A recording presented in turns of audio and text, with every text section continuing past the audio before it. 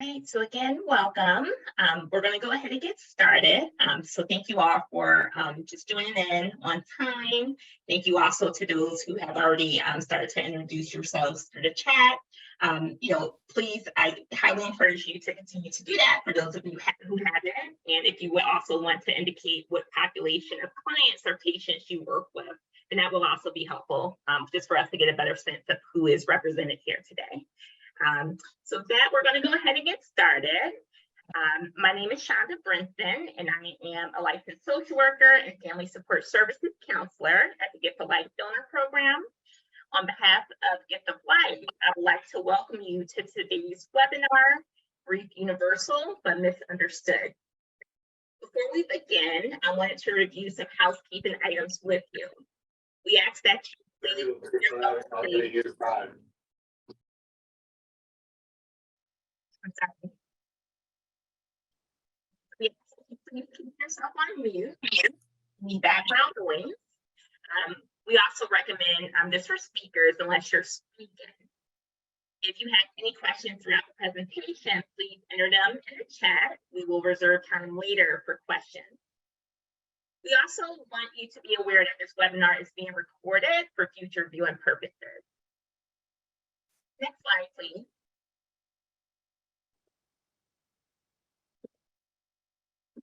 Today's webinar is hosted by Gift of Life Donor Program. Gift of Life serves as the organ procurement organization for Southeastern Pennsylvania, Southern New Jersey, Delaware, and we work directly with families at the time of their loved one's death to coordinate organ, tissue, and cornea donations. You'll find some highlights about our impact on the screen. Our Family Support Services Department provides bereavement support to families after donation has taken place. Some of these services include individual counseling, grief support groups, coordinating communications between donor families and transplant recipients, community referrals. Next slide, please.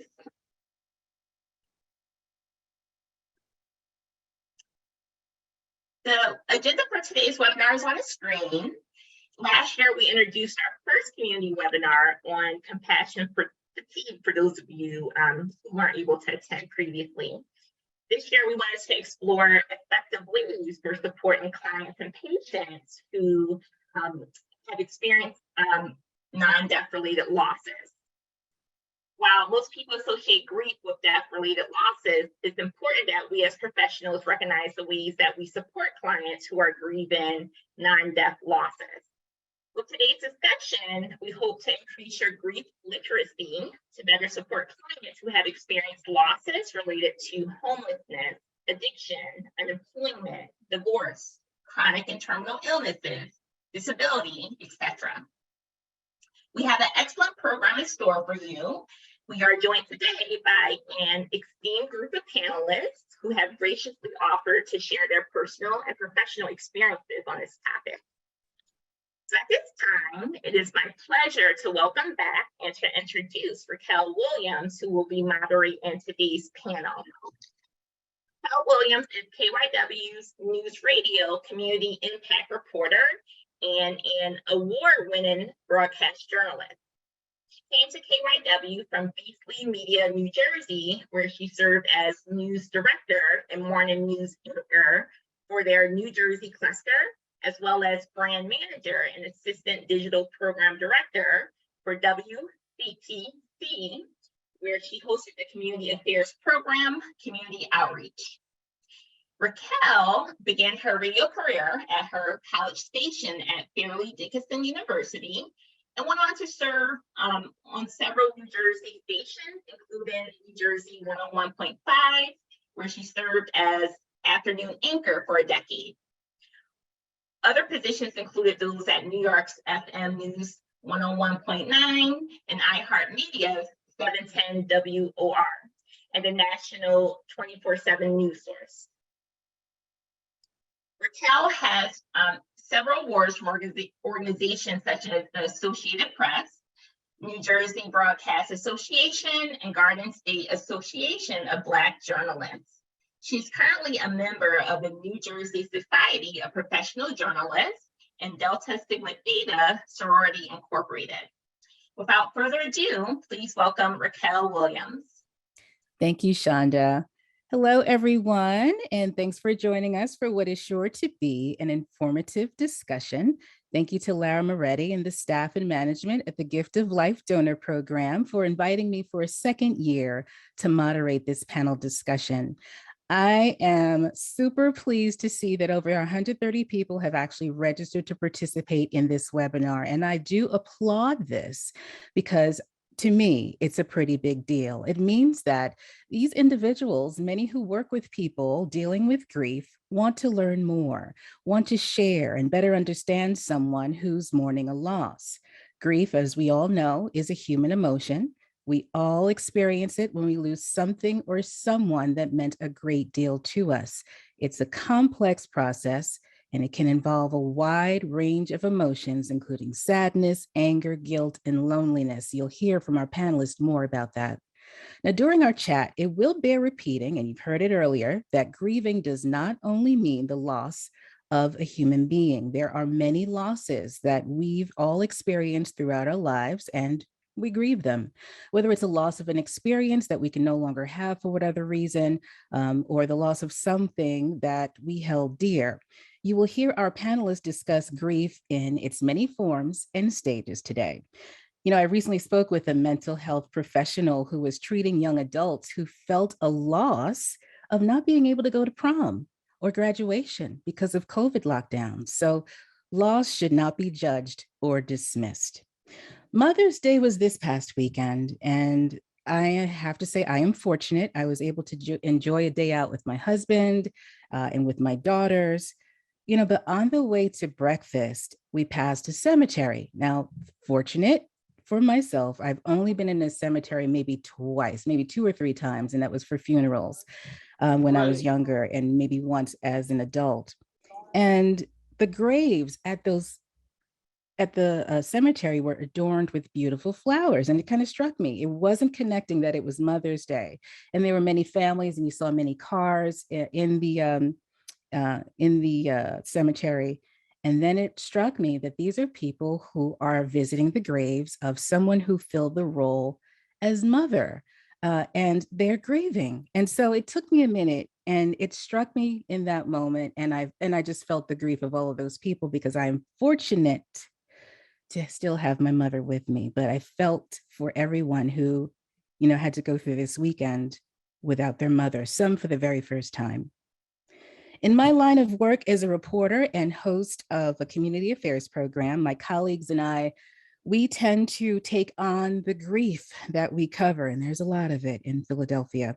Many of us listen to and watch the news, and in Philadelphia, we all know what the top story is day after day, and that is another life lost to gun violence. That means someone's mother, father, sister, brother, cousin, etc., is mourning a loss, and the entire city knows about it. The grief of those families is absolutely heartbreaking, and we feel it as we cover it. We can grieve someone else's loss. But what you don't see is how we try not to take it home. It's almost impossible.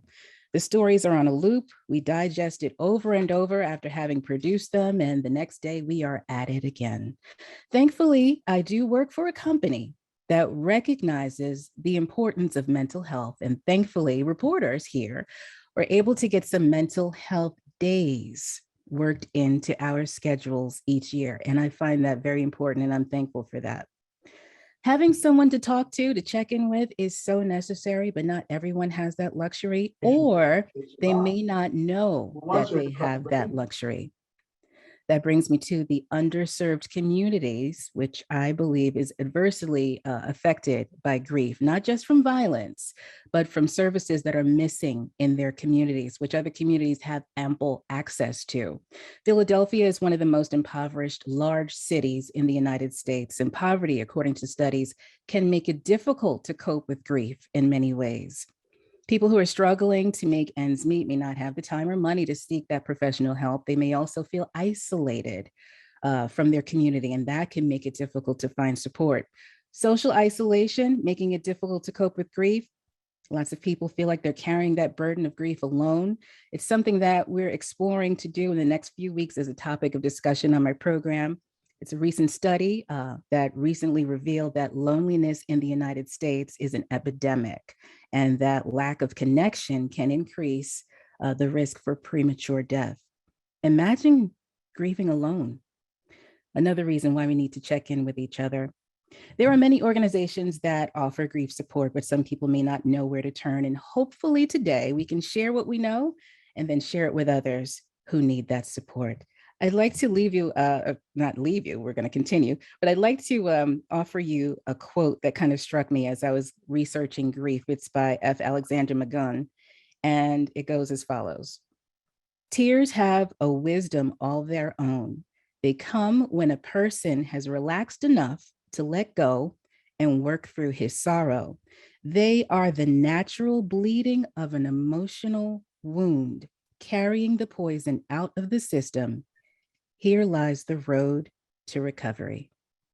Without further delay, I would like to now introduce you to our esteemed panel. Lara Moretti has worked at Gift of Life Donor Program since 2003 and currently is the Director of Family Support Services there. She and her team provide grief and bereavement support for families of organ and tissue donors. She acts as a liaison between these families and the recipients of their loved ones' gifts and organizes events to honor and remember the legacies of organ and tissue donors. Lara provides training to all the new staff at Gift of Life about communicating with grieving families. She obtained her BS in Education and Social Policy from Northwestern University and her MS in Social Work from Columbia University. Lara is a licensed social worker in the state of Pennsylvania and has her certificate in thanatology. Did I say that right? I think I did. Okay. That is the study of death, dying, and bereavement, and that was via the Association of Death Education and Counseling. Scott Charles is the Trauma Outreach Manager for Temple University Hospital and Director of Temple University Hospital's Cradle to Grave program. That's an award-winning hospital-based violence program initiative that educates public school students and adjudicated youth about the medical realities of firearm injury. He also coordinates the hospital's Trauma Victim Support Advocates program, which connects violently injured patients to crime victim services throughout Philadelphia. Scott also directs the hospital's Fighting Chance program, which teaches community members to provide first aid to victims of gunshot injury, as well as Safe Bet program, and that's distributed more than 8,000 free gun locks to city residents. His work with trauma surgeon Dr. Amy Goldberg has been showcased on many TV and radio broadcast outlets nationwide. Scott holds degrees in psychology from the University of Pennsylvania. Catherine Streit is an associate director and clinical supervisor at Uplift Center for Grieving Children in Philadelphia. She has extensive experience working with youth who've experienced grief, loss, and trauma. She provides therapeutic small group, individual, and other school-based programs. In addition, Catherine has had the honor of working with youth who have intellectual and developmental disabilities, neurodivergence, and emotional support needs for over 20 years. At Uplift, Catherine supervises their team of school-based master's level clinicians, oversees their network of partnerships through K through 12 schools throughout the city, manages Uplift's data collection and program evaluation efforts, and oversees Uplift's teaching and learning initiatives. From 2020 to 2022, she oversaw and supervised Uplift's award-winning Philly Hope Line, developing and managing procedures to maximize staffing efficiency, improve organizational systems, and evolve the focus and scope of the Hope Line's strategic goals. We'll also meet Danielle Small. Danielle is a 34-year-old Navy veteran currently working as a licensed mental health counselor in New York. When Danielle was 22, she was diagnosed with lupus, which attacked her kidneys and required her to begin dialysis. After 7 years of dialysis, which she describes as surviving and waiting, Danielle received a life-saving kidney transplant. Grateful for her gift of life, Danielle is working hard to honor the gift she received through her work as mental health consultant for the NYC Child Welfare Agency. She enjoys writing, reciting poetry, as well as counseling youth as she ministers at her home church. Danielle appreciates each day with her family and her partner, Michael. Welcome to all of our panelists. Now, I'll have a brief dialogue with the panel and then we'll all open it up for questions. But first, we'll allow each of our panelists a few minutes to tell us about themselves, why they're passionate about what they do, and why working in mental health is so important. We will begin with Laura Moretti. Thank you, Raquel. I think the best place to start is for me to define grief. Grief, quite simply, is a reaction to a loss. It's not optional. If there is a loss, there's going to be some kind of grief response. And it's important to note that grief is universal. You kind of touched on that when you drove by the cemetery and we're seeing all these different people there for different things. It could have been the loss of a mother, it could have been they were there, the loss of a child. So it's universal. Everyone experiences grief across all cultures and all ages, but it's also unique. And each of us are going to grieve in our own specific way. There are a number of scenarios that cause us to experience grief. As Shonda introduced, most of us think that grief only follows the loss due to the death of someone. And certainly that's what the family Shonda and I work with have experienced. However, there are non-death or living losses that we can experience, which can also create a grief response. And that's what I really want to focus on here. I know that most people on this webinar are not grief counselors, and your clients or your patients aren't coming to you because they say they're grieving. However, they may have still experienced a non-death loss, which is having an impact on them. And so some examples of these non-death losses, Shonda mentioned them. These living losses can include the loss of a job, the loss of a home or housing situation, the loss of a relationship. This could be a family member, a romantic relationship, a platonic or friend relationship, the loss of health, which can lead to changes in how our bodies look, our appearance, or our ability to be independent. Estrangement or loss of communication, which can occur with addiction, incarceration, and immigration. And so with every loss, there are subsequent secondary losses. So the primary loss is the event that causes the grief, and the secondary losses are those that result or ripple out from that loss. In some of the examples above, the loss of an employment is an example of the primary loss. The secondary losses related to that might be financial security, relationships with coworkers, and a routine. And certainly all of us experienced losses during the pandemic. Even if you didn't lose someone or have someone die due to COVID, you experienced multiple non-death losses. Loss of social interactions, loss of security, right? Am I going to get sick too? Is my job secure? Loss of milestones and events, weddings, graduations, funerals, prom, like you mentioned, Raquel, right? These are things that we have been doing as a society for hundreds of years and weren't able to do them. Either they were drastically different or just didn't happen. And even though we're no longer in the depth of the pandemic, there are lingering effects still impacting our society, like loneliness, as I know that I don't have to tell anyone here. And so, as I said, grief is a reaction to a loss, and you can categorize these reactions into 4 categories.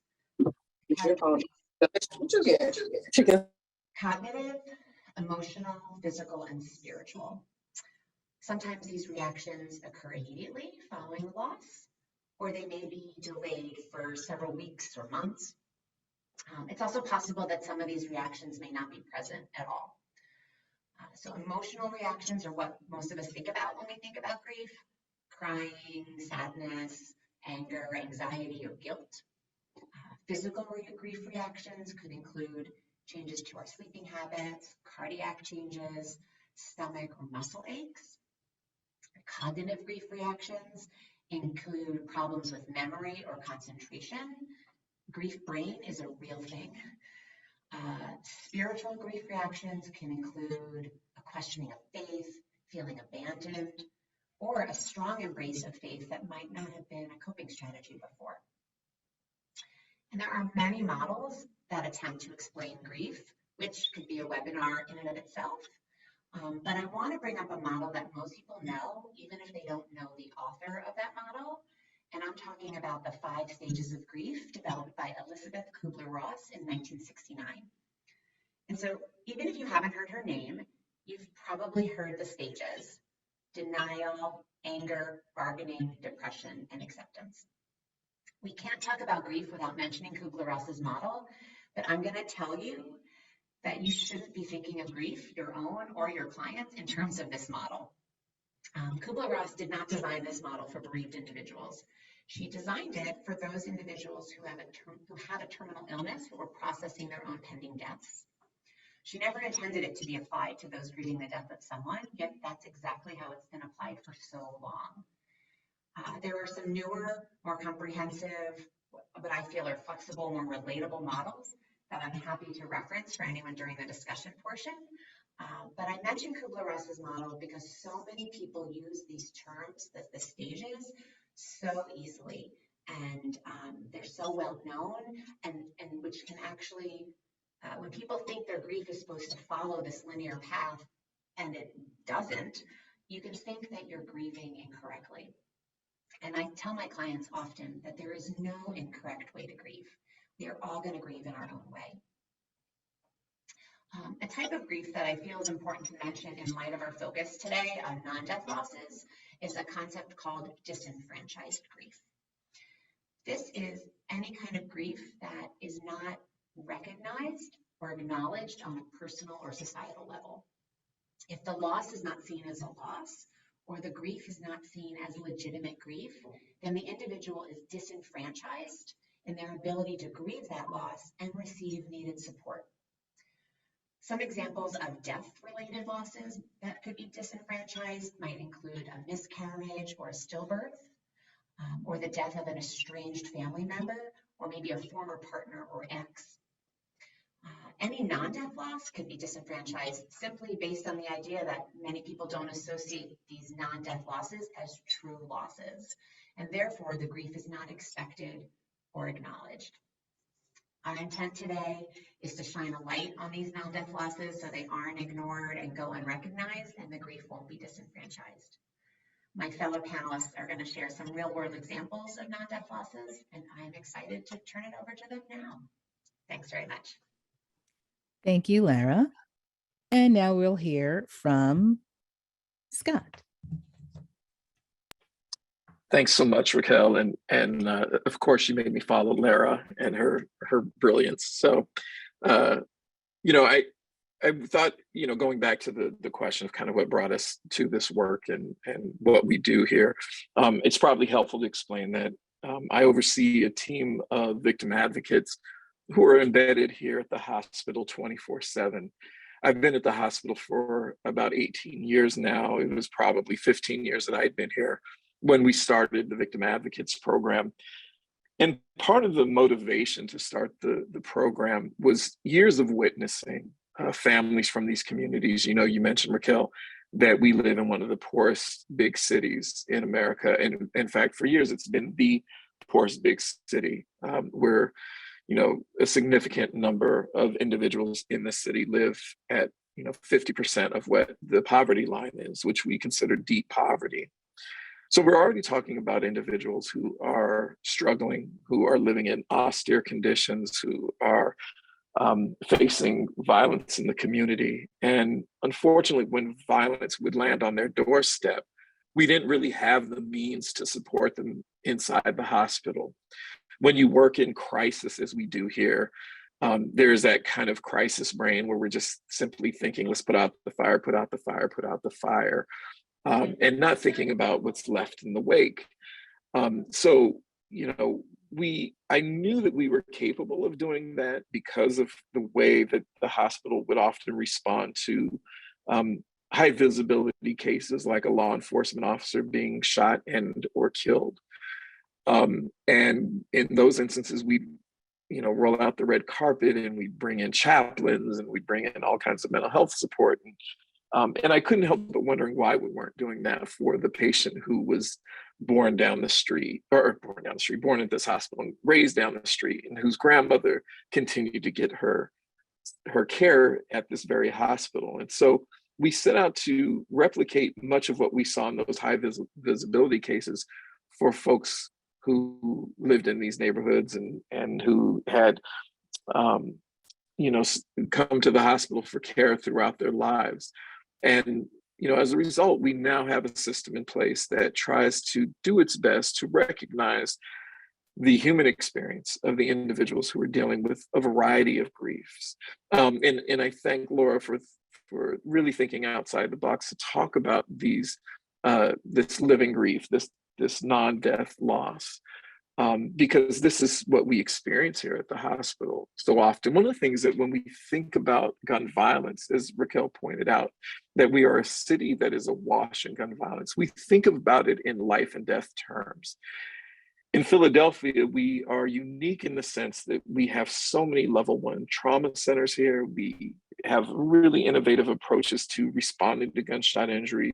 One of them is, one example would be the fact that we have scoop and run here at the hospital, or in the city, which is where police officers are not only allowed, but encouraged to transport shooting victims. All of that kind of results in a high level of survivability among shooting victims. One of the things that people don't recognize is that in Philadelphia, in many large cities that have a lot of level 1 trauma centers, we save north of 80% of shooting victims. So the question of gun violence isn't really so much about life or death. It's really about what happens in the wake. How do you live with the consequences of gun violence? And so, that was really part of the motivation of standing up a program to recognize that human experience.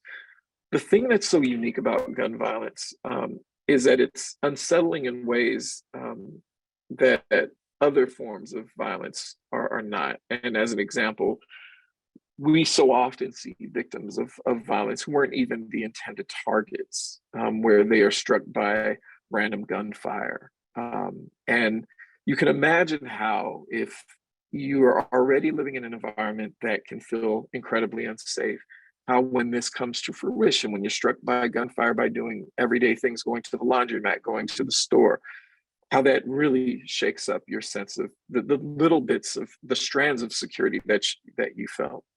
And then others are struck by gunfire that was meant for them, but they're unsure of the reasons behind that. So they know that this was meant for them. This was very deliberate. Somebody walked up on them, but they have no idea about what was behind it. And so they can't make meaning of this trauma. They'll survive it. And so you can again imagine, how that is unsettling.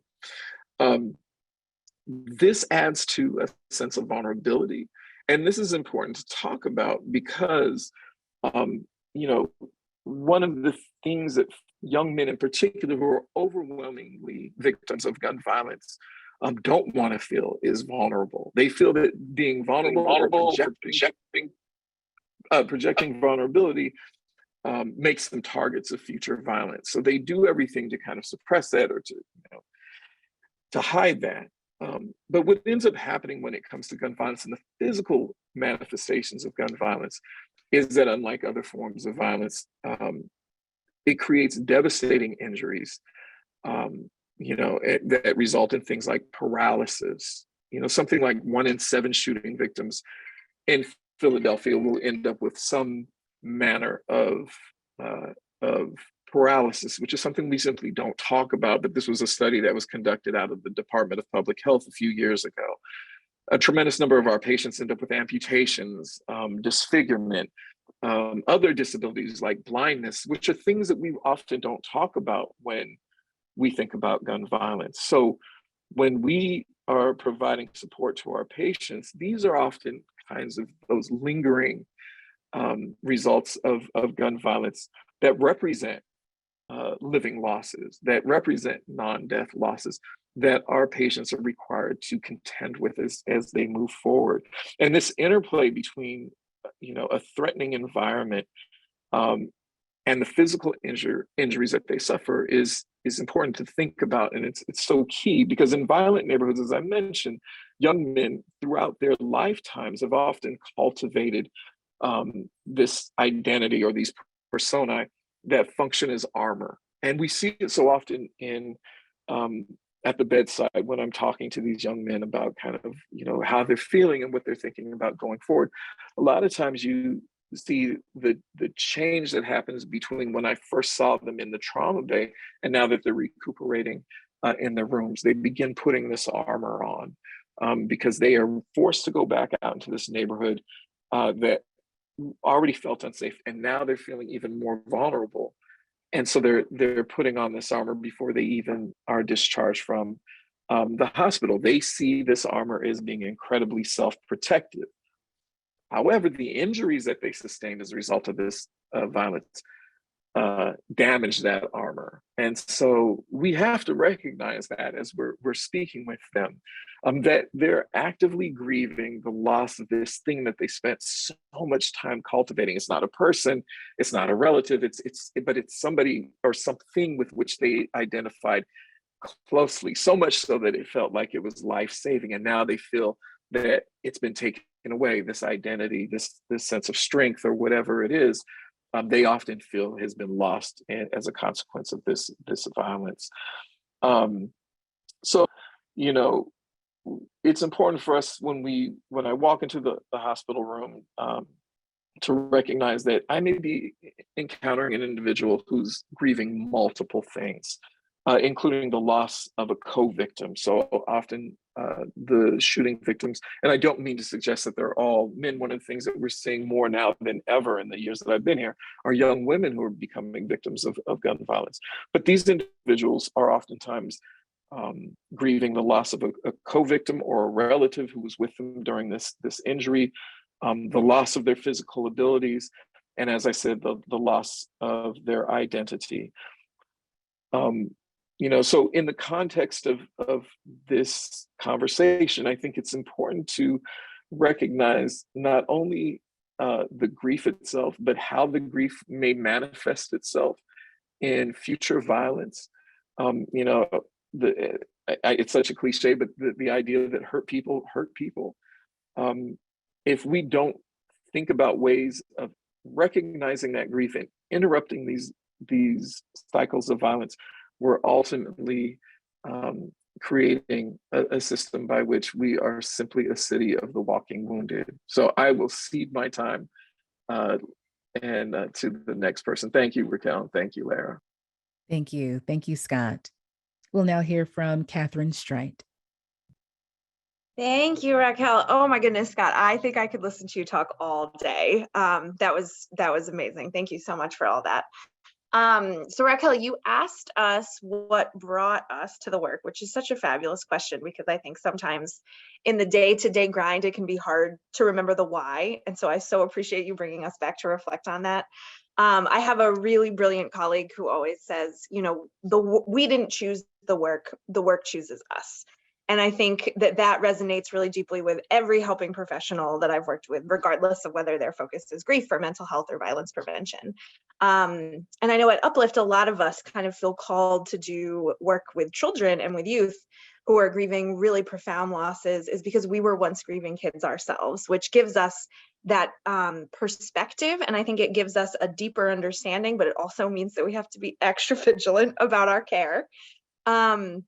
And I think something that we see all the time is so Lara, you mentioned, grief is a reaction to loss, right? And something that I feel so strongly about is that it's a natural reaction to loss, right? Like grief is normal. It's normal to grieve. It is not normal to have the mass amount of loss that we have right now in our city. I think that is a huge manifestation of the failure of a lot of systemic issues in our society. But that being said, it's normal to grieve, right? Grieving is one of the most normal and human and courageous things we can do. And yet we live in a society that is terrified of grief. We're terrified of grief, right? We avoid it so hard. And so I really believe, when we think about grief and we think about trauma, there's the trauma and the loss of what happened. And then there's often, especially for kids, it's the trauma of the silence that follows, right? Where we ask kids to just proceed with their life as usual, where we ask kids to figure out by watching and listening really carefully to all the adults, the puzzle pieces of what actually happened and what actually caused this death, right? A lot of times we don't provide kids with that narration of what happens. And the thing about our kids is that they have enormously vivid imaginations. And so they're often going to concoct their own narrative that's usually much scarier and much more terrifying than the truth. And so at Uplift, we really believe if a child is old enough to ask a question, then they're old enough to hear an answer, right? And I think because we live in a society that's so afraid of grief, we as adults do so much to avoid it, right? And I think a lot of times we as adults are so afraid of saying the wrong thing to kids that we say nothing at all. And that's the opposite of what they need, right? Our kids are often trying to manage the adults around them. Our kids are often trying to do everything they can to survive whatever circumstance they're moving through. And so a lot of times what they need from us as adults is for us to give them permission to talk about it openly and honestly. And I think when we think about those of us who feel called to the helping professions, I think a lot of times we're called because we're such natural problem solvers, right? We are people who others rely on. We are really great at functioning in a crisis. But I think the thing is with grief is that we have to kind of flip that whole script on its head, right? Because we can't fix grief. We can't bring people back. And so our job really, when we work with grieving kids, is to be a profound witness and to really focus on making our kids feel heard and making our kids feel seen instead of trying to necessarily make them feel better. Because I don't know about you, when I'm in the depths of grief, I don't want someone to try to make me cheer up, right? And I think because of the adultism in our society, we expect so many different things of kids than we would ever expect from each other or from ourselves. And I think the reality is that when we think about what mitigates long-term trauma, it's kids having information, right? Kids having information, kids feeling like they can ask questions, even if there's no answer, an adult being able to say, I don't know the answer to that. Let's try to figure that out together, or let's try to see if we can find somebody who has an answer to that. And so when we were preparing for this webinar, Lara mentioned, how important it was for us to bring up the idea that kids do grieve. And I think as adults, sometimes because we're so avoidant and because it's so difficult for us to watch a child be actively in pain, we avoid it so much, right? We use euphemisms that don't mean a whole lot to a 4-year-old who's very literal, right? They don't mean a lot to somebody who's very concrete. And so we say all kinds of things to protect ourselves, to make us more comfortable, but they're usually the opposite of what our kids need. And so I think one of the things that we see so often is that kids respond to grief in really different ways than adults do, right? And so there are many, many kids we've worked with whose caregivers told them that someone really significant, really central in their lives died. And kids often might not have a reaction in that moment, right? They are still processing that information. It's really normal for them to be like, okay, can I go finish watching my show or playing my game now? Because they're going to process it in their own speed. And I think that can be really alarming for us to watch as adults, right? Because we're like, oh my gosh, like, did they not hear me? Are they not understanding? And I think that it can be reassuring to remind ourselves that kids are going to grieve at their own pace and that they're the experts of their own grief, right? They're going to know what they need. And a lot of times they're going to communicate through their behavior what they're ready for. But I think one of the things that is tricky is that for us as adults, it feels abrupt, right? So our kids could go from deep wailing to play fighting with their cousins in a matter of 2 minutes. And that is so normal. That is exactly how kids are supposed to grieve. But for us as adults who often need that time to transition, it can be like, wait, what just happened? I didn't even get a chance to fully comfort them.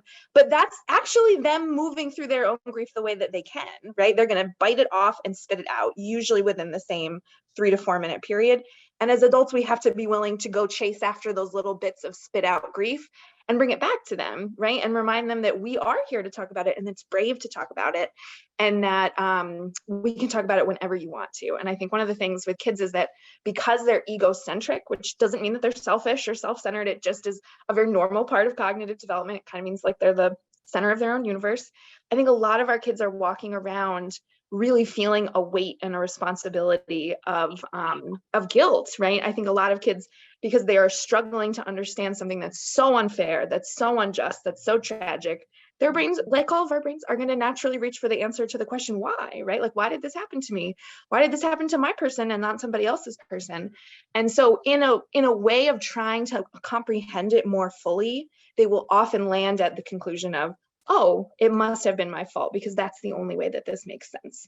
And so many kids are carrying around that huge amount of guilt, but many of them are not talking about it. Many of them feel shame about that. And so I think as adults, it's really our job to name for kids proactively that, you know, it wasn't your fault that this person died, or it wasn't your fault that our home caught fire, or that your loved one is incarcerated, or that we have to be separated from all of our loved ones right now, right? That's not your fault. And so I think one of the things that's tricky though is that because kids don't say it, as adults we're like, oh, should I say it? Is that going to make it worse? And I always say, you know, there's no way to say something perfect to a grieving person, right? Our kids don't need perfect. They usually just need present. They're not necessarily going to remember the exact words we use. It just matters that we kind of fought through that difficulty, because when we can open that door, they're going to feel more permission to talk to us, and they're also going to feel less responsibility to manage our emotions. A lot of our kids are trying to make sure that they don't make us as adults, they're adults who they rely on, they're working really hard to make sure that they don't make us more sad, or that they want to make sure we can handle what they have to offer. So a lot of them censor what they have to say. And so I think the more we can be really prioritizing our own care so we can show up for those conversations, the more our youth can really work towards healing in their own often transcendental, incredible, extraordinary way. It's just often going to look different from child to child. So I'm going to pause there, but thank you so much for having us. And yeah, thank you. Thank you, Catherine, so much. Appreciate that. And we'll now hear from Danielle Small. Hi, good afternoon, everyone. Thank you so much again, Gift of Life, for having me. Thank you, Laura, for introducing this topic. I fell upon it accidentally throughout my own process of grieving. I was, as mentioned before, I was diagnosed with lupus right before my 23rd birthday in 2012. It was attacking various organs. However, my kidneys were attacked the most. And less than a year later, I was on dialysis. I tried many different medications for the lupus, but it was the chemo that essentially got the lupus in remission, but it also damaged the rest of the kidney function. So in that same note, I had to commence dialysis to maintain my kidney health. I didn't know at the time that it was going to take 7 years to get a transplant. I do live in New York, and the wait list here is 8 to 10 years. So I registered in Pennsylvania, and that's how I'm connected with Gift of Life, because I received my transplant at Einstein Hospital in Philadelphia. So I can't say that dialysis wasn't challenging. I did have a lot of achievements throughout that time, but it was very challenging in the sense that I had to grieve my previous life. I had just entered my 20s. I had just turned 21. You know, that's typically when adulthood kicks in and you feel like you're independent to do what you can legally on your own. I wasn't in the military anymore, but I had just left the military, and I just felt like a sense of independence, and that was all stripped from me. That was all stripped from me to the point where I was living in California when I was diagnosed, and I moved back to New York to have my family and friends support me because I was no longer able to work. And the lupus initially was very debilitating, that I could barely walk, because at times it would imitate symptoms of arthritis. So my knees were inflamed, my ankles. It had a lot of hardships with it. I did get a lot of offers for transplants, live donors, which are the best. But for whatever reason, whether if it was their intimidation of the medical process to the point where they went to the hospital and then it was time for blood work, people started to backpedal, or they had their own medical issues that disallowed them to actually donate, or simply put, the disparities of healthcare for people of color and concerns about that. I've had people directly tell me they're concerned about organ donation because they think that if they were to get ill and they went to the hospital and they noticed that they were an organ donor, they wouldn't get the most optimal care. So they didn't want to put themselves in that position personally. So like I said, various reasons, I did not receive a live donor, but eventually I did. I'm flashing back to the time I was actually on dialysis, and there was so many different things that I can look back now and see how much I had to adapt. So the weather is breaking. And for me, it was a hard season for me. Summer, spring was very hard. So for people on dialysis, they have to get their blood cleaned since the kidney's not functioning. So at first I received permacafs, which were attached to my arteries, but those were temporary. And then eventually I received a fistula, which is an incision in the arm where they connect a vein and an artery. I call it like a super vein so that they can clean the blood fast as possible. However, a side effect of that is pseudoaneurysms, which are huge, huge lumps on the arm. That being said, they were not very attractive. And as a 20-something-year-old, I didn't want to walk around with that. So in the warmer weather, I had to find 3/4 shirts, shirts that kind of ended right above the elbow, or I would find really sheer shawls or just some cover overs, nothing too sheer that would show it, but nothing too heavy that I couldn't withstand being outside in the heat. So that was really challenging. Most people thought I was being fashionable, and I just let them ride with that. But in reality, it was just me trying to live a comfortable life, knowing what I had going on in my medical life. The beach was probably the most challenging thing. And I have family from Barbados and Carriacou in the West Indies, so I love the beach. But bathing suits don't really accommodate for issues with your arms and those type of aesthetics. So I always had something over me at the beach. And eventually I had to learn how to be fully dressed and conceal the scars. And personally and emotionally, it made me feel abnormal. It made me feel like I was a monster. I felt like I had to hide another part of me just to live a normal life and be present. So in July 2020, in the part of the peak of the pandemic, I received a call for the transplant. The kidney donor matched me, Gift of Life, God bless them. They were the ones that connected me to the donor. He deceased. He was deceased, but I was still able to receive the kidney. And the whole life on dialysis came to a halt in a matter of, I want to say, probably 48 hours from the time I received the call to the time that I went to Philadelphia, because I was in New York. I had to drive out there, go to pre-op, all in the same day, get the transplant. And then the following day, I was out of the surgery. Excuse me, the same day I was out of the surgery, but the following day I woke up because there's some complications, and I woke up the following day. But I want to say that everything was great after that, but it wasn't, because it happened so sudden. And I honestly feel, looking back, I was in a state of shock from the time that I got the call. I didn't really have any emotions. There wasn't any excitement.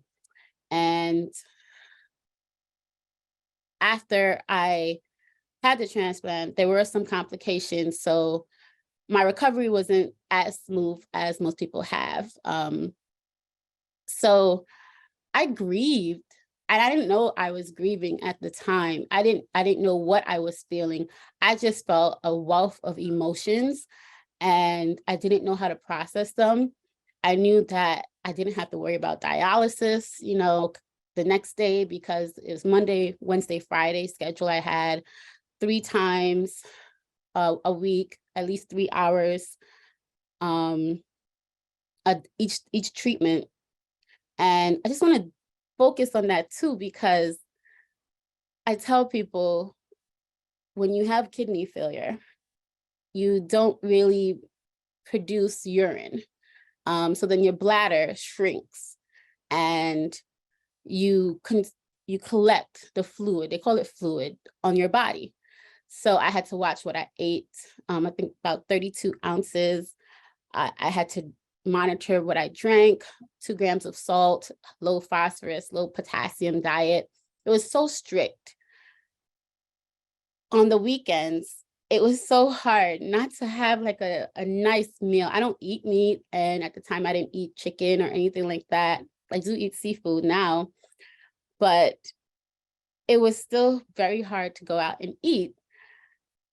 And I had dialysis Friday morning, removed the fluid, had the whole weekend, and come back Monday morning. And this is a hypothetical. It never was this bad, but imagine me gaining 10 pounds and then trying to lose it in 3 hours of dialysis. So I had to really revise my whole mindset on how I could eat now, on the restrictions that were gone. Not that I loved them, but I had just gotten so accustomed to them for 7 years. And the favorite fruits, I love bananas, high in potassium, love avocados, high in potassium, potatoes, high in potassium. These are all of these foods I no longer have to worry about. And then with the transplant meds, there are more foods that I have to be aware of, but not as much as when I had a renal diet. So that I had to grieve. I had to grieve those restrictions and that lifestyle that I thought was going to be permanent, because, you know, as the years went on, it was getting a little harder. I was young, but dialysis takes a toll on you. 10 pounds in 3 hours, almost 10 pounds in 3 hours, that takes a toll on your heart. Cleaning the blood frequently, that takes a toll on your body. Dehydration, summer, and then on top the lupus symptoms. So all of that was really a struggle for me. I remember when I was recovering, still in Philadelphia, August 14th, 2020. Actually, my friend, I think he's on. I was texting him, Daniel McMahon, and I was saying, I also struggle with the thought of not having a live donor. The first thing I did when I got my license was check off the organ donor at the DMV. Was I not good enough for someone to love me to get a kidney? And he replied, that's not something you should think about anymore. You have a kidney. It happened on God's time, not yours. I said, that's true, but it still doesn't answer the question. And he said, yeah, it doesn't. So that was another aspect of grief. Even though I was grateful for having the transplant, I didn't have a live donor. And I always thought about that. You know, they say that the live donor allows the transplant to live longer, so then you won't need a subsequent transplant, because the transplant doesn't, according to medical history, the transplant doesn't last for the rest of your life. So I suspected that down the line, I would need another one. But a live donor would allow it to live, the kidney to live even longer. So I always wondered about that. Even throughout the recovery, as grateful as I was like, why couldn't I have gotten a live donor? So then that made me feel very emotionally burdened to understand what was it about me. And it's interesting that Catherine, you mentioned that, because as a child grieving, you know, even though I wasn't a child, I still had that grief of what was it about me that didn't allow me to get the live donor. So that was another aspect that I was going through throughout the time. And I don't want you to think that my entire experience was melodramatic, because while I was on dialysis, I did manage to get my bachelor's and my master's. I, purchased a home, I published a book, I bought a car, I rededicated my life to God. And in 2020, actually, while I was still on dialysis in April, I started a full-time job after 10 years of not working full-time. So there were a lot of positive aspects throughout the time on dialysis and things that I am very grateful for. And then even later, I now currently work as a consultant at ACS, New York City's child welfare system. This is my second job in the past 10 years. And my second job, my first job after the transplant, let me put it that way.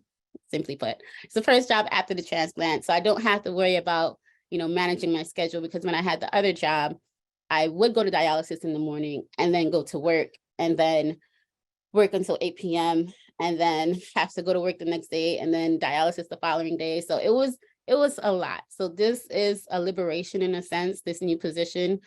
So I am grateful for that. And each day I find ways to be even more grateful.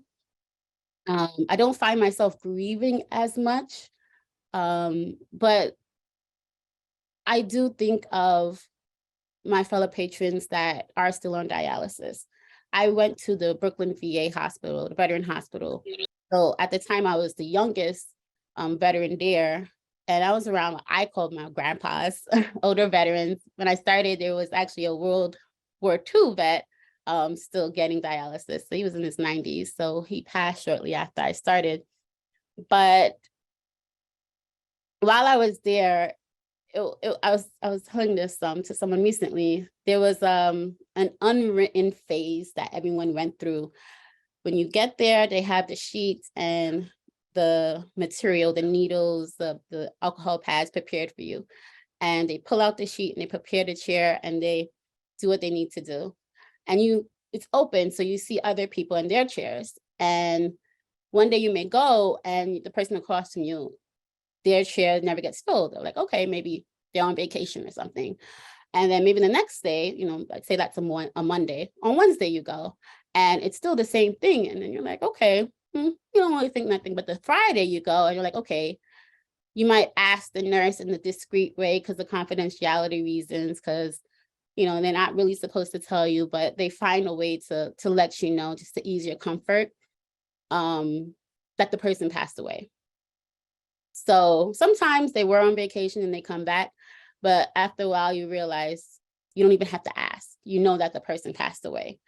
So in a way, I was sitting there waiting to find out if that was going to be me next. So it was a lot of different aspects of the experience that caused me to grieve. And within, like I said, those 48 hours, all of that was no longer my life anymore. And I had to embrace a new life post-transplant, with the privilege of wearing, I'm wearing a short sleeve shirt now, not having to worry about my attire, my fluid consumption, because now I actually have to drink 2 liters a day of water, where I could barely finish a bottle. I had conditioned my body to eat without needing to drink. Now I have to drink 2 liters to keep the fluid in the kidney functioning. So I could go on and on, but what I really want to just say is I fell upon this form of grief throughout my own experience. And when Laura approached me with it, I hadn't really acknowledged it as much. And hearing everyone speak today, I do realize that living grief can be somewhat more substantial, in my opinion, than the loss of a loved one, because the end result, what has happened. That person passed away. They're no longer with us, unless in memory, in spirit. But with the living grief, it's always that reminder, and it's particularly for me to know that I now am entering into this new life, and I have to expect, I believe in miracles though, but medically speaking, I have to expect to go back to that previous life in the future, in the far future. It kind of keeps you in a limbo. So I'm gonna stop there and just conclude with that.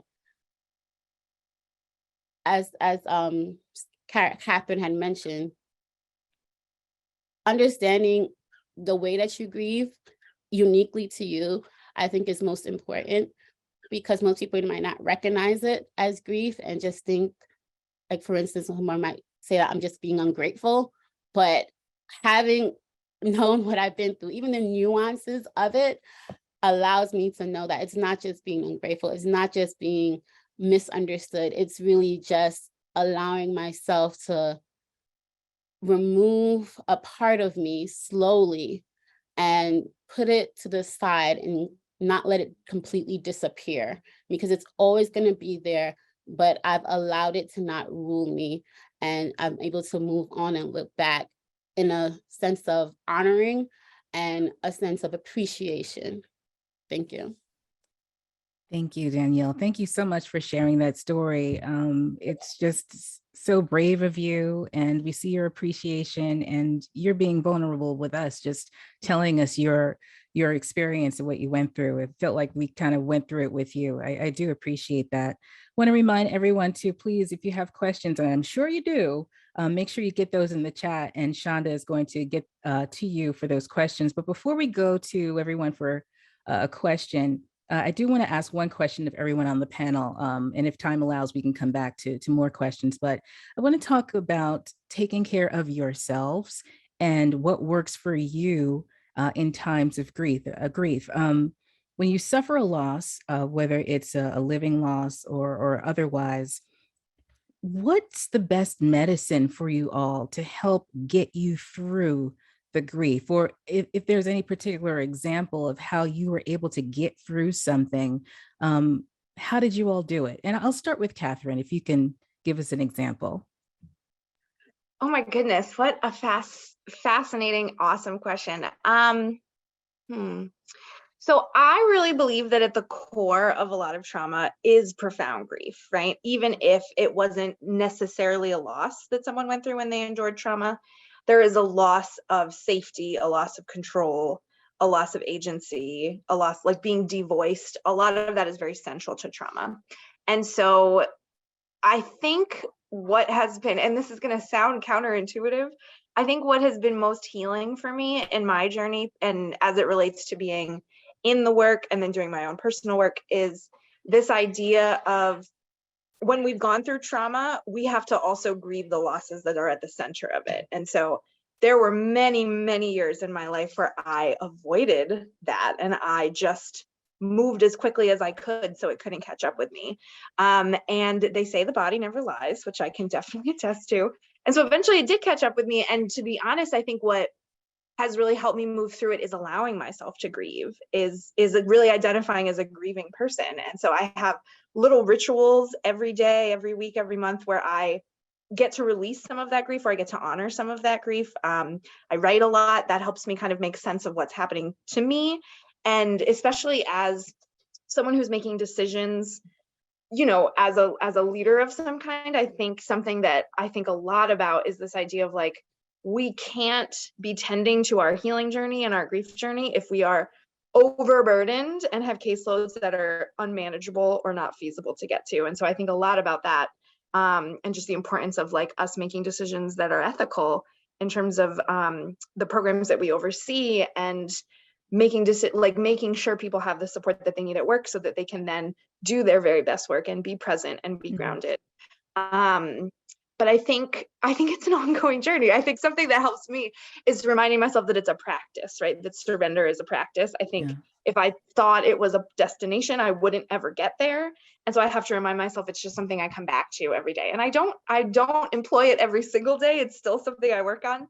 But bringing myself back each day, I think has been really helpful at that. Yeah, great. Thank you, Catherine. Lara, how about yourself?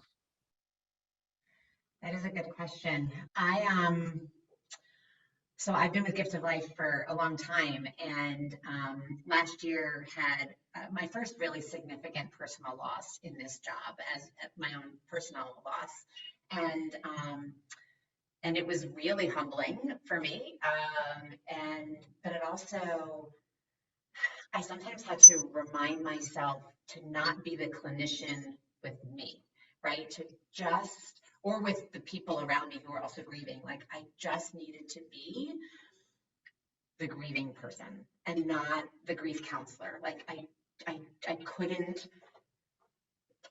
shouldn't use theories on myself, or all the knowledge that I had to almost put it aside and just let myself be how I needed to be.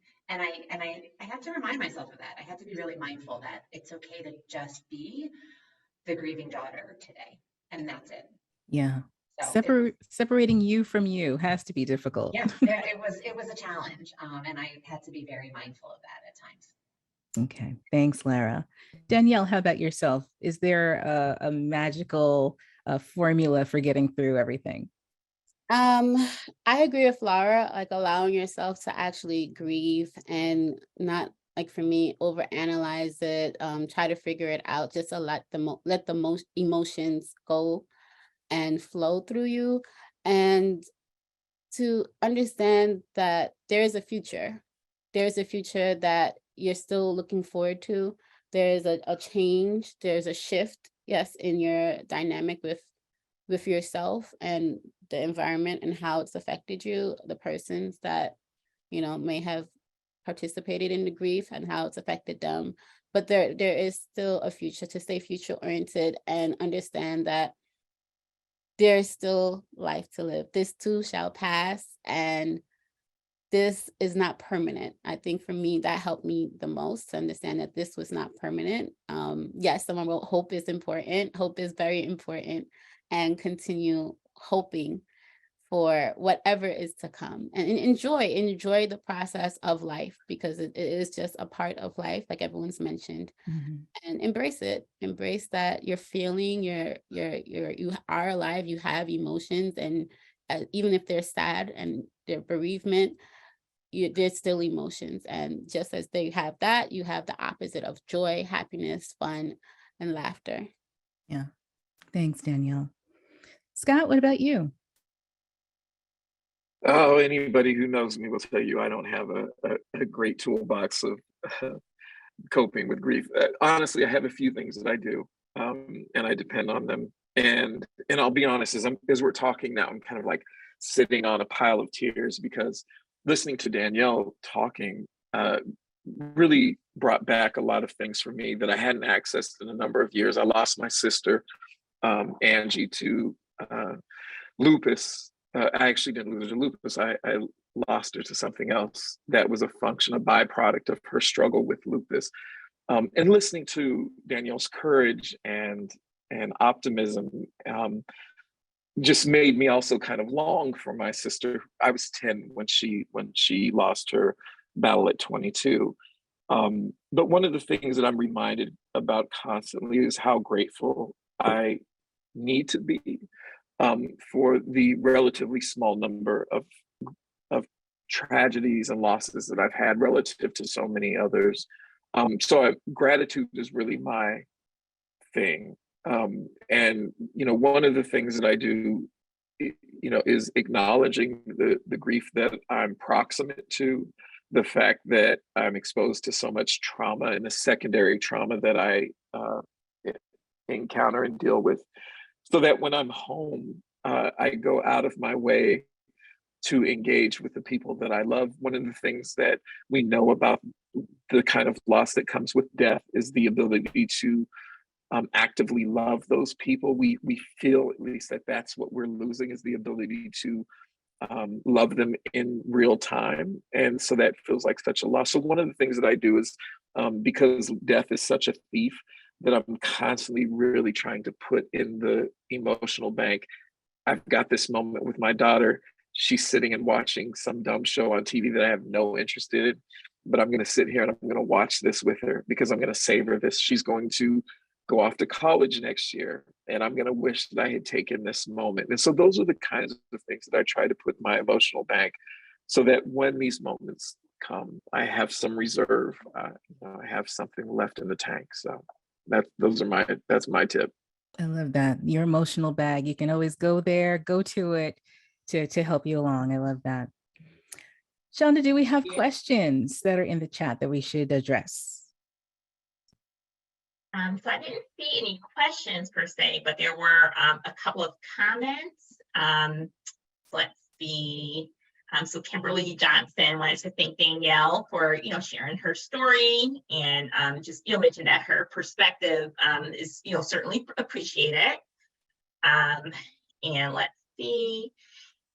So Mary Lil-Wicca, she recommended David Kessler and his website grief.com. And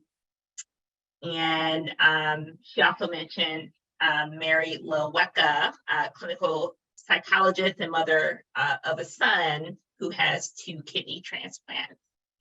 So yeah, so so Okay. far just a few comments. If there's any questions, feel free to to add them to the chat.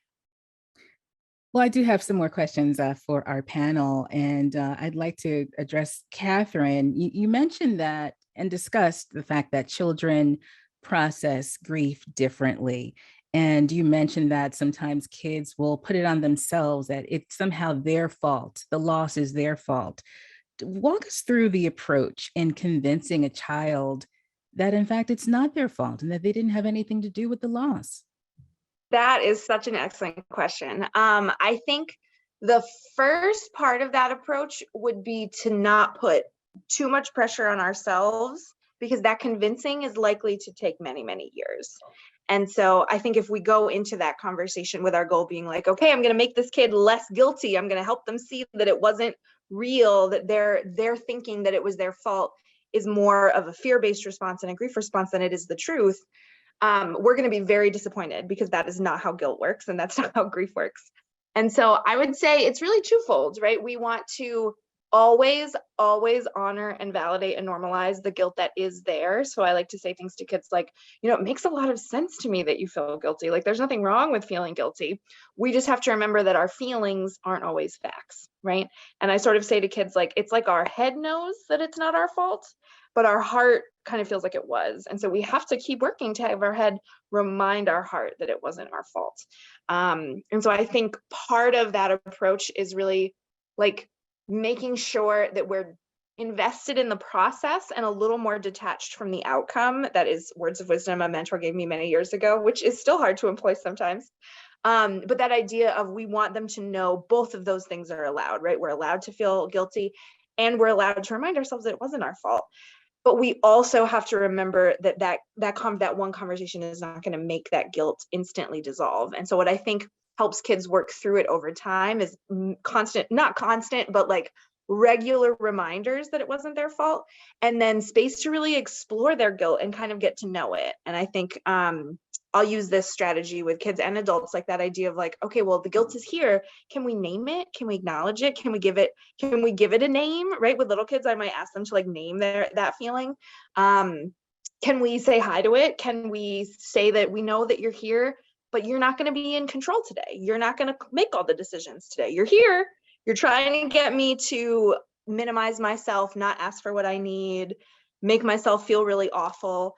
But we also don't have to make all of our decisions based on that guilt, right? And so I think that is going to be something that's going to take a long time. I think what kids often will do is they will work through that guilt when they feel safe enough to, whether that's in a relationship or whether with their own kind of stabilization, because so many kids are in active trauma, and it's not always safe to start to unpack guilt and grief in active trauma, because so many of our resources are being sent towards survival. But over time, kids really do reflect back on how many people said that to them, on which people said that to them, and they will start to unpack it, and they will start to do some of that, like cognitive restructuring is like a formal way of saying it, but they'll start to kind of work through that in time. And they'll remember all of it. And so it's almost like we're investing in the future of their grief, right? We might not see the impact of it now. We might not see the relief of that guilt instantaneously, but it is going to make a difference in the long term, for sure. Thank you for that. Catherine. Yeah, no, thank you for that answer. I don't think we give kids enough credit, quite frankly. Thanks. Lara, I know you mentioned that there is no wrong way to grieve. And in the opening, I alluded to a famous quote that talked about how tears are, some gateway to healing, but not everyone cries when they're grieving. And, I'm wondering if you've come across people who kind of felt guilty as people judge them for, he didn't cry yet, or she didn't cry yet, or what's wrong with that person? They're not crying, or they're not grieving properly. How do you convince someone that the way that they're grieving, even though it looks different from how other people grieve, is okay? Yeah, that is a great question. I think a lot of the work that we do with families is really to just normalize and validate that their experience is their experience. Sometimes I will say this to families. I'll say, the good thing about grief is that we all do it differently. So no one can tell you you're doing it wrong. But the hard thing about grief is that we all do it differently. So I can't look to the person next to me to know if I'm doing it right. Part of the challenge of grief is to figure out, like, what does it look like for me? And so even just to be able to provide some information, some education about how grief reactions are not just emotional, right? That it can manifest itself in other ways that people may not even recognize that that's their grief, really allows them to feel that, you know, the expectation of how someone, either they should grieve or how someone else in their family unit should grieve, hopefully helps them to understand that it's not right or wrong, it's just different. And so it's really just having discussions about the different grief reactions. I feel like I do a lot of that. with Yeah. folks. Thanks, Lara. Danielle, were you surprised at all that you actually grieved and missed your old restrictions? I thought that was interesting, you know, because you were in it for so long, having to watch what you ate and the certain things that you were allowed and not allowed to do. Once you were free of that, you were kind of still used to and hanging on to that. Was that surprising to you at all? It wasn't, because I was a lot skinnier back then in that regard. But aside from that, it wasn't, because I really got used to it. I got used to going out and everyone knowing what I was already going to order, or knowing not to offer me this, or knowing what I could or could not eat. Everyone in my community pretty much understood my situation, and they knew what to expect. So now I feel like I get offered everything, and even though I still don't eat certain things out of my own will, I can't really have a restriction on myself. So I wasn't surprised at all. I wasn't surprised. I'm more surprised in how much of a foodie I've become, because I wasn't a foodie even before dialysis, and now I feel like such a foodie, and I'm that is surprising, but I'm embracing that 100%. So I'm okay. Got it. Thanks, Danielle. And finally, Scott, I know you deal with a lot of trauma and in the hospital, and a lot of patients and gun violence. Can you share with us a particular event? Because, you know, when you deal with families in a situation like that, you're usually the first person that they're talking to, and it is fresh, and they are extremely vulnerable. Has there ever been a time that struck you, that stays with you when you are with other families, that kind of shapes the way you deal with families day to day, when you deal with families that are dealing with these tragic events? Yeah, I mean, it's hard with a question like that. I've been here for more than 10,000 shootings in the years that I've been here at Temple, which is crazy for one hospital that had treated 10,000 shooting victims. You know, as I said, fortunately, most of them do not die. But that process and that ritual is so difficult. You know, there have been so many, but some stick with you. You know, I think about a father in particular who came to the hospital several hours after his daughter had come here to the hospital for a gunshot wound, and she tragically died from that gunshot injury. And I think about her. I think about the fact that she was a teenage girl, a high school student, who had slipped out in the middle of the night while her dad was at work. Her dad, who was a very involved father, who had raised this little girl.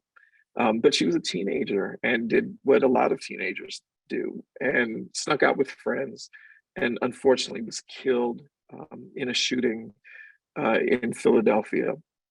And he came home and found that she wasn't there, and called desperately around to her friends, and found out that you know, one of the friends had called the police department, because the friend knew what had happened but wouldn't tell him. And he called the police department, and they said, call Temple. And instead of calling, he just showed up here. And because I wasn't here when the little girl was here, I wasn't sure what she looked like. I knew that we had a teenage girl. And I was tempted to send him to the medical examiner's office, which would have been an easy way of kicking the can down the road, passing the buck. But being that he was a father and I could see the desperation in his face, just trying to find out where this little girl was, that I said, can you just give me a picture? And I forwarded the picture to a resident who had been on the night before, who confirmed that it was his daughter. And, taking him into a room and telling him that he had lost his daughter. And there was something about listening to this father. I'm a father of 2 girls, listening to his reaction. Is a big man, and the way that he was reduced to just a heap. And the thing that he would say over and over again that I think relates to what we're talking about here today is that he kept saying, what am I going to do now? What am I going to do now? And he kept saying, my baby, and what am I going to do now? And, as Catherine mentioned, not just with kids, but with adults too, they move so quickly through these different moments of the grief. And when we had a chance to talk a little longer, and when we got to that point, what was wrapped up in the question of what am I going to do now wasn't like, where do I go from here? Do I go to medical examiner? It really is, who am I now? I had one child, and it was this girl, and part of who I am was her father. That really is almost all of my identity. I have this job doing this, but really who I am as a person is I'm her father. And now who am I? And I think we don't really take into consideration how often that question gets asked, how there is no answer for that question, that people are now going to have to move forward and try to make meaning of that. And that's not lost upon me. So it kind of also relates to when you ask, what do I do for self-care? It is spending time with my daughters. One of the things that you learn in this work in occupational hazard is you recognize how fragile all of this is. And so I'm constantly banking these moments and this love. And, I never want my daughter to, either of my daughters to wonder, about the love that I have for them. And, to go to Ira Byock's thing, I'll just say this quickly because I know we're running out of time. Ira Byock talks about the 4 things that matter the most. I implore everyone to say these things to the people they love. Tell them you love them. Tell them thank you. Apologize when you hurt them, because we always hurt the ones we love. And when they hurt you and they apologize, forgive them, extend your grace. It is so critical. But I think about that father all the time. Thanks, Scott. Wow. Shonda? Yes, there's actually a question in the chat. I guess this is for Scott. So this is from Anna McGovern. How do you separate that and not bring it home? Wow, that's such a good question. Quickly, one of the things that I try to do is leave that at the door. It's challenging, but I signed up for this work. My family did not sign up for this work. And it's hard because you have to have trust in your partner, if you have a partner. And so, I'm every once in a while I make space, and she allows me space to share kind of what I'm feeling. But it is a burden, it's a challenge. You have to recognize that, you end up being protective. And when I come home and I ask my wife, who's an academic, how was your day? And she says, oh, it was awful. One of my grads lost funding for this research project or whatever. And I realized that I had to tell a father that his daughter died. Those things might seem to observers that they're very different. Maybe they are. But I also have to recognize that pain is relative. And that for my wife, she cares about people. And so for her, she understands how this thing is going to upend her graduate student's life. And it's not fair of me to place my standard of what real tragedy looks like onto others. And so it's hard, but there's nothing I love more than family and my friends, and I do everything I can to protect them. And I have these conversations about my work at work and try to avoid bringing them home. Thank you, Scott. So this concludes today's webinar. I hope you found the discussion enlightening and helpful for your practice. I'd like to thank our panelists for their participation and Raquel Williams for moderating a very lively and engaging discussion. As mentioned earlier, this webinar was recorded. The recording will be sent out to everyone who registered. In the next couple of days, we will also send out a link to a survey. We ask that you do take time out to complete this survey and provide us with any feedback on future webinar topics. The first 15 people to complete the survey will also receive a special thank you gift. As always, we are a resource for you. If you have any additional questions, please do not hesitate to contact us directly. Thank you once again for joining us today and have a wonderful day.